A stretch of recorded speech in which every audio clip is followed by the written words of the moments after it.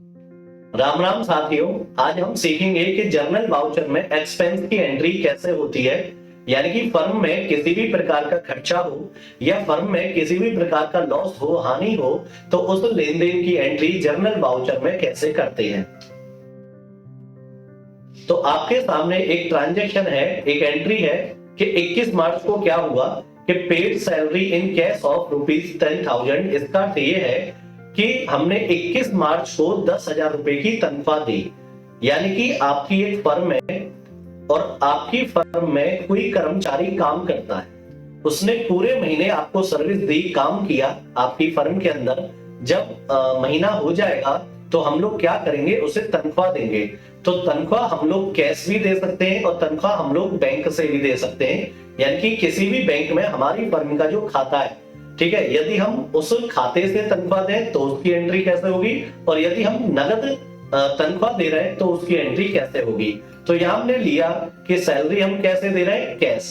तो आपके पास से क्या जा रहा है, कैश जा रहा है। तो आपको तीनों नियम में से हमेशा ये नियम लगा के देखना है कि फर्म में क्या आया और फर्म से क्या गया। तो आया तो कुछ नहीं है, गया है। क्या गया, कैश, तो फर्म से कैश। तो फर्म से जो कुछ जाएगा कहां लिखना है, क्रेडिट, यानी कि टू में।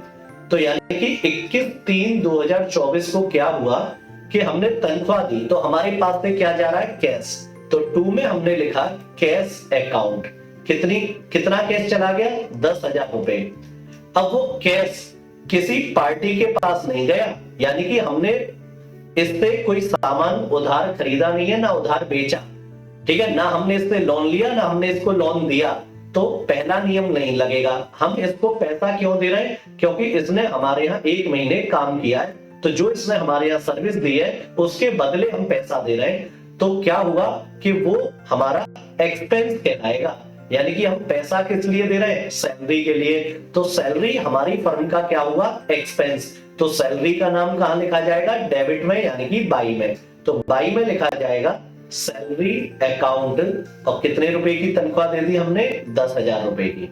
तो फर्म में किसी भी प्रकार का खर्चा होगा नगद रोकड़ के रूप में, तो उसकी एंट्री आपको इस प्रकार से करनी है। तो बढ़ते हैं अगले एग्जाम्पल की तरफ। अगला क्वेश्चन क्या कह रहा है कि 5,000 रुपए का नगद रोकड़ में बिजली का बिल जमा किया। तो आपको क्या देखना है, फर्म में क्या आया, क्या गया। तो आया तो कुछ नहीं है, गया है। क्या गया, कैश। और जो कुछ जाएगा वो क्रेडिट में, यानी कि टू में लिखना है। तो यानी कि 21/3/2024 को फर्म से कैश गया, तो टू में हमने क्या लिखा, कैश अकाउंट। कितना कैश चला गया, 5,000 रुपए। अब 5,000 रुपए किस बात के लिए गए कि जो हमने बिजली यूज की है तो उसका बिल का भुगतान भी करना है, और बिजली का बिल हमारी फर्म का क्या कहलाएगा, एक्सपेंस। तो एक्सपेंस कहां लिखे जाएंगे, डेबिट में। तो बाई में लिखा जाएगा electricity bill account. Electricity bill account, और कितना, 5,000 रुपए। यानी कि हमने नगद रोकड़ में बिजली का बिल जमा कर दिया, ठीक है।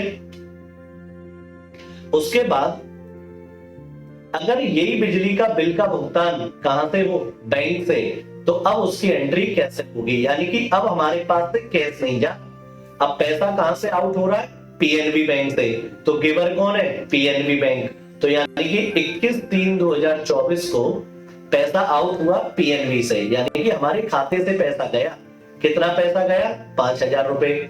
अब 5,000 रुपए हमने जो है जमा किस लिए किए, बिल के लिए। तो बिल हमारी फर्म का क्या है, एक्सपेंस। तो यहां लिख जाएगा फिर से इलेक्ट्रिसिटी बिल अकाउंट। तो यदि हम फर्म से नगद रोकड़ में कोई बिल जमा करें तो उसकी एंट्री इस प्रकार से होगी, और यदि हम फर्म के बैंक खाते से कोई भी बिल जमा करें तो उसकी एंट्री इस प्रकार से होगी। तो बढ़ते हैं अगले एग्जांपल की तरफ। अगला क्वेश्चन है कि पेड वेजेज ऑफ 800 रुपी। यानी कि वेजेज का मतलब होता है मजदूरी और सैलरी का मतलब होता है तनख्वाह। तो हमने 800 रुपए की मजदूरी दी, तो यानी कि हमारी फर्म से क्या जा रहा है, 800 रुपए कैश जा रहे हैं। तो जो कुछ जाएगा वो टू में लिखना है। तो यानी कि 21/3/2024 को हमारे पास से क्या चला गया, कैश। कितना कैश चला गया, 800 रुपए। 800 रुपए किस बात के लिए गए? वेज यानी कि मजदूरी, हमने किसी मजदूर को बुलाया, उस पर कोई काम कराया, ठीक है, और हमने उसको मजदूरी दे दिया, तो हमारा मजदूरी क्या कहलाएगा? एक्सपेंस कहलाएगा। तो मजदूरी का लेजर कहां आएगा? डेबिट में यानी कि बाई में। तो बाई में हमने लिखा वेज अकाउंट 800 रुपए। उसके बाद यदि क्वेश्चन है कि पेड इंटरेस्ट ऑफ 1500 रुपए इन कैश, यानी कि 1500 रुपए की हमने ब्याज दी, तो हमें फिर से क्या देखना है कि फर्म में क्या आया क्या गया। तो 21 तारीख को फर्म से कैश जा रहा है, तो 2 में कैश अकाउंट, कैश कितना चला गया? 1500 रुपए। अब 1500 रुपए किस बात के लिए दिए? कि हमने किसी से लोन लिया होगा तो हम उसे ब्याज भी देंगे, तो ब्याज फर्म का क्या कहलाएगा? एक्सपेंस कहलाएगा। तो ब्याज का नाम कहां आएगा? डेबिट में। तो बाई में आएगा इंटरेस्ट अकाउंट, और उसके सामने भी अमाउंट लिखा हमने 1500। तो एंट्री कैसे हो गई? By interest account to cash account. अगली एंट्री अगर हम देखें, यानी कि अब टेलीफोन का बिल कहां से जमा हो रहा है? एसबीआई बैंक से। तो अब हमारे पास यानी कि फर्म के अंदर ना तो कुछ आ रहा ना जा रहा, तो ये नियम तो लगेगा नहीं, ठीक है। अब टेलीफोन का बिल जो है हमारी फर्म का क्या है? एक्सपेंस है। तो टेलीफोन का बिल का नाम कहां लिखा जाएगा? डेबिट में यानी कि बाई में। तो 21/3/2024 को हमने टेलीफोन का बिल जमा किया, तो टेलीफोन का बिल हमारा एक्सपेंस है, तो उसका नाम हमने लिखा डेबिट में। कितना बिल जमा किया हमने? 2000। अब वो बिल जमा कहां से हुआ है? हमारे एसबीआई अकाउंट से। तो एसबीआई कौन हो गई? केवल। तो 2 में हमने लिखा एसबीआई अकाउंट, और उसके सामने भी हमने लिख दिया 2000 रुपए। तो फर्म में किसी भी प्रकार का खर्चा हो, यदि हम वो नगद रोकड़ में करें या हमारे खाते से खर्चा हो, तो उसकी एंट्री इस प्रकार से होगी, ठीक है।